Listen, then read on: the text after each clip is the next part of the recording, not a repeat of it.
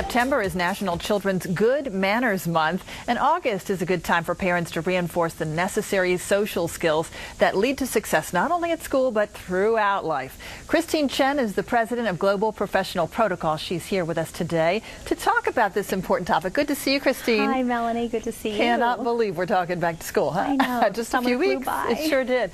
You know, one of the great pleasures, I think, for most parents is when a teacher or another parent will say to them, "Your child, oh, let me just tell you, he or she is so sweet, has such great manners, is so polite," and you feel like beaming on the inside. I taught them well. Yeah, it is. And, you know, unfortunately, the hustle and bustle of today's life, and parents are so busy, sometimes there's just not enough time to teach the manners and their kids need to know to get by in school. And have to stress it every day, I guess. Oh, every day. Yeah. Well, the biggest thing parents can do is model it. Model the behavior that they want to see in their children. That's the number one thing they can do to prepare their child for school. You know, they're out buying the clothing, the backpacks, the school supplies, the snacks. But the best thing they can do is prepare them with their attitude and looking for opportunities to help other people. Because the little ones will model themselves right after mommy and daddy, right? They will. Yeah. Yes, they will. Best role models. All right, let's start with the first thing here on your list of mannerly advice. And the first one says the golden rule. So I guess do unto others. Right. That's right. And that's the cornerstone for all manners, for all ages, is treat others the way you want to be treated. And especially for kids. I think kids, they want to do the right thing, and I don't think they're behaving in a rude way on purpose. I think they just need to be taught what that looks like.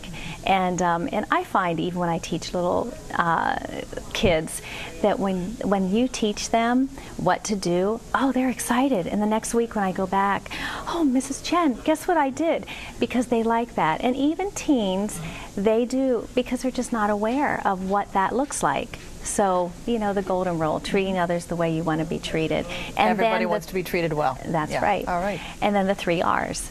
Respect for yourself, respect for others, and responsibility. And responsibility is a big one, meaning taking responsibility for your actions, apologizing, looking, what can I do to change that behavior? And so those are some of the things that parents can keep reinforcing in their with their children.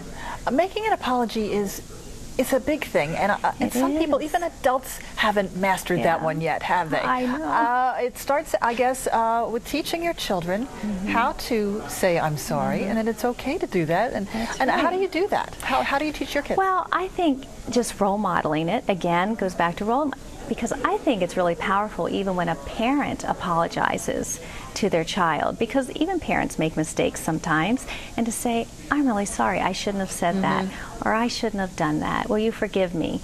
And to ask for forgiveness.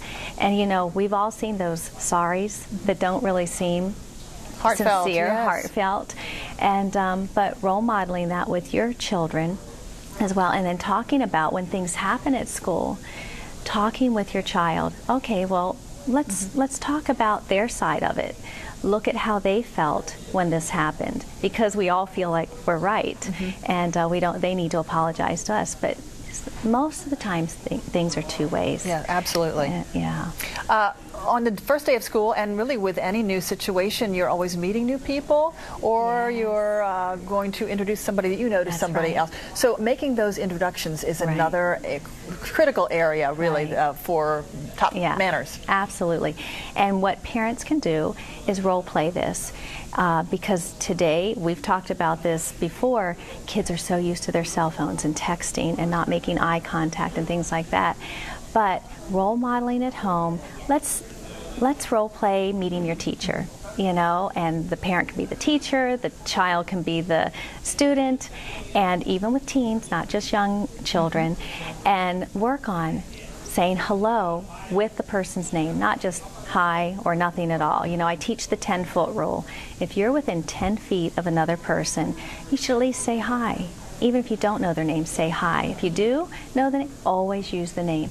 And make eye contact, which is really hard today. There's not a lot of eye contact happening, and I always, with the younger kids, we put a sticker right between the eyes. Oh, really? And there's the bullseye. Yeah. Look here. I've walked around with stickers many times without knowing it right? between my eyes. But we put a sticker, and that encourages that eye contact, so parents can do those things with their own children. And smiling more. It's so easy to smile. Think what an impression it would make on a teacher for a child to actually look at the teacher in the eye contact and say, it's nice to meet you, so-and-so, and, you know, a handshake or whatever.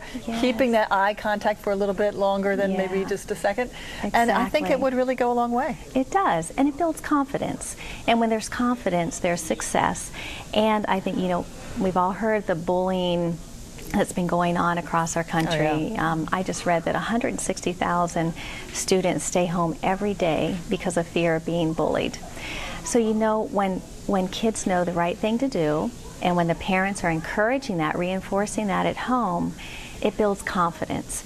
And because I think bullies, you know, we all know, are usually the ones that don't have the confidence, have low self-esteem, right? And so they're doing these things, acting out in a negative way. And parents want their child to they want to hear about the good. You know, they want their child to stand out for all the good things that they've done. All right, lots to remember as we head back to school. Christine Chen, who is the president of Global Professional Protocol. Thanks so much for showing us the way. Thank you. Hope you have a good school year with yours. Thank you. All right, coming up next here on Let's Talk Live, how young is too young to wear shapewear? Well, it's the new trend among teenagers, believe it or not, and one doctor explains why these girls could be putting their health at risk. And if you have something to say, tweet us. Send it to Let's Talk Live DC. We're coming back.